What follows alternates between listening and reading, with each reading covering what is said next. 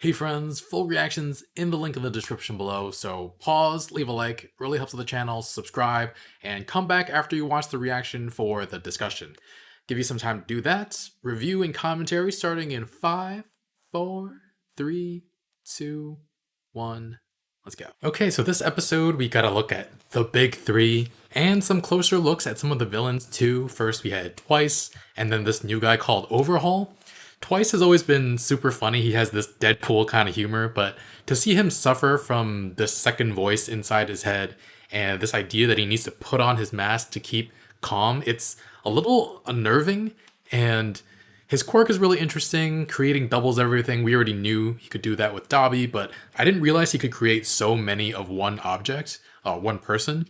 So yeah, it's kind of scary that the only way these doubles can be taken down is by damaging them. Too bad it doesn't work the way of Kagebunshin no Jitsu, where like Naruto could like turn off the clones and reabsorb the skills each one learned. So yeah, that could have, if he could do that, he could have saved himself a lot of trouble.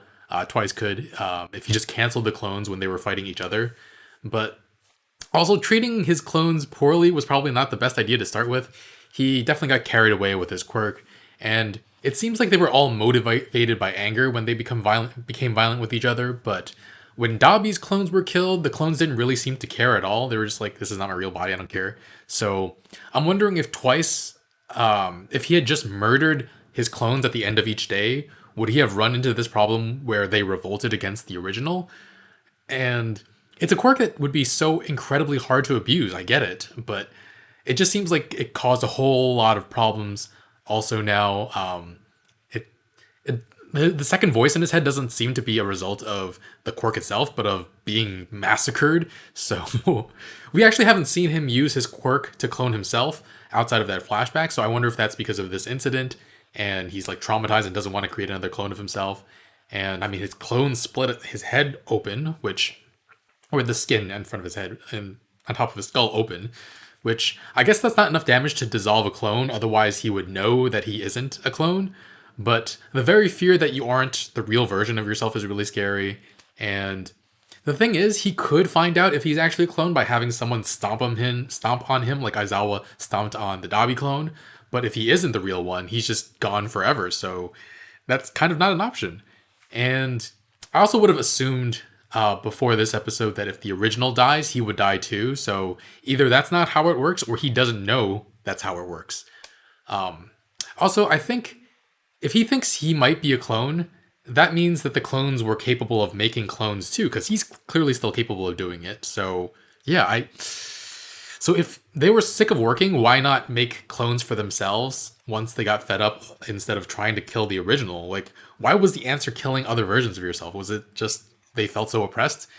I don't know. And wouldn't Twice have memories of what he was doing before the revolt? Because if he was one of the ones doing backbreaking work, then obviously he's a clone, but if not, then he's the original. And I guess that's explained by his split personality. He's been comedic relief for a while now, but I actually find him to be extremely interesting now too, and also extremely dangerous. Because imagine if he cloned a bunch of All for Ones that are still out there somewhere in the world plotting and causing chaos. I mean, that's technically possible, right? In fact, maybe he should have stuck around for that fight between All Might and All for One. Like, I don't know what his limit is in terms of how many clones he can create, but if he kept creating clones of All for One, even if they disappear after taking some damage, it would have been impossible for the heroes to win against that, because I mean, it doesn't seem like his clone's attack power was reduced by that much when we saw Dobby almost incinerate Aizawa. But yeah, now that we know how his quirk works, I feel like it's kind of been underutilized. I mean, there are so many more applications for it. Also, I'm very curious how he creates the clone. Does he need the original like right in front of him as he does it? Does he need their consent? Because we already have Himiko Toga who can change into other people with their blood. And depending on the conditions of the activation of his quirk, Twice could send much more convincing doubles to infiltrate. Oh, wait, but the clones retain their original personalities, right? So I guess, yeah, never mind. But actually,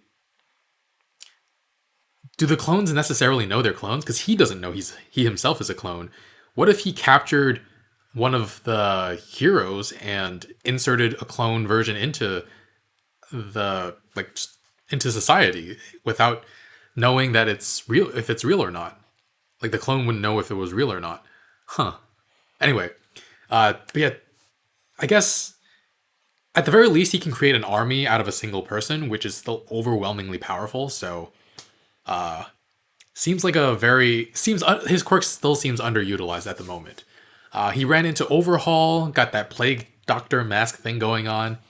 He or one of his henchmen have a quirk that can, I don't know, merge things together, because those villains were like melded together with the things, like with things they shouldn't be. And I don't know, if the heroes don't have a quirk that can undo that, those people are basically screwed forever, right?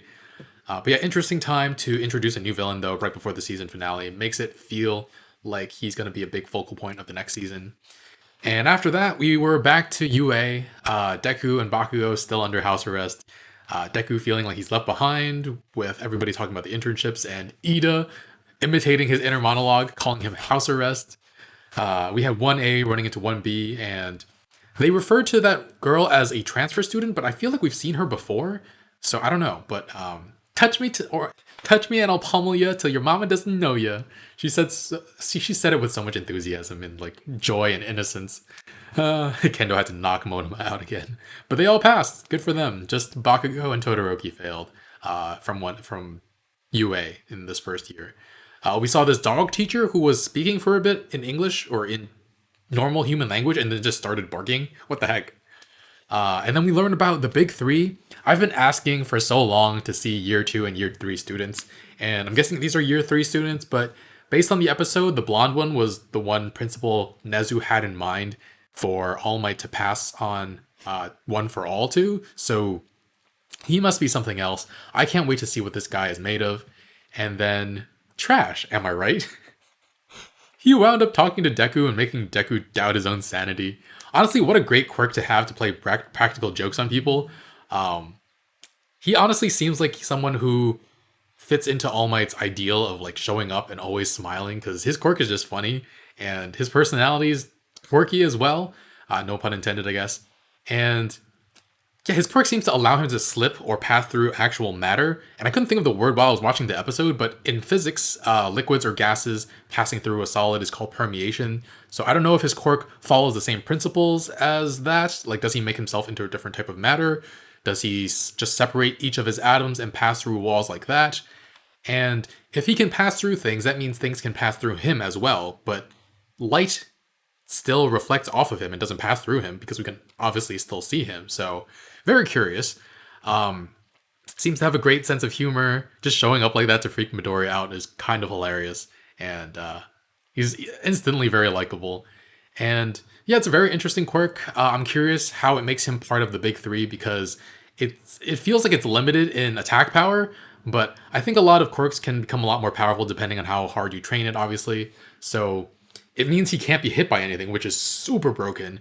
But I'm curious if his constitution is really low, because his body's not used to taking actual damage, but maybe not. Maybe he still needs to train up his body to deal actual damage, so maybe he's pretty solid underneath as well.